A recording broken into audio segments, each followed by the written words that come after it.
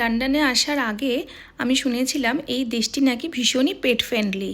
কথাটা যে কতটা সত্যি সেটা এই দেশে এসে আমি বুঝতে পেরেছি। পাবলিক ট্রান্সপোর্টে বাড়ির সবথেকে প্রিয় সদস্যটিকে নিয়ে যেখানে খুশি যাওয়া যায়। কিছু রেস্ট্রিক্টেড এরিয়া ছাড়া প্রায় সব জায়গাতেই এদের অবাধ অনুপ্রবেশ।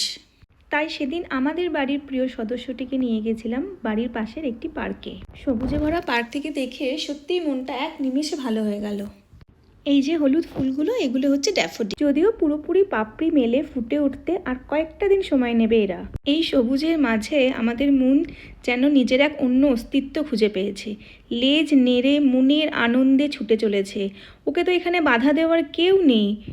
সবুজ প্রকৃতি মানুষের মনে এক অদ্ভুত প্রশান্তি যোগায়। ঠিক সেই কারণেই হয়তো মানুষ সবুজের সান্নিধ্য এতটা পছন্দ করে। মনের শান্তি খুঁজতে মাঝে মাঝে তাই প্রকৃতির মধ্যে হারিয়ে যেতে হয়। প্রকৃতি তোমাকে কোনোদিনও ঠকাবে না।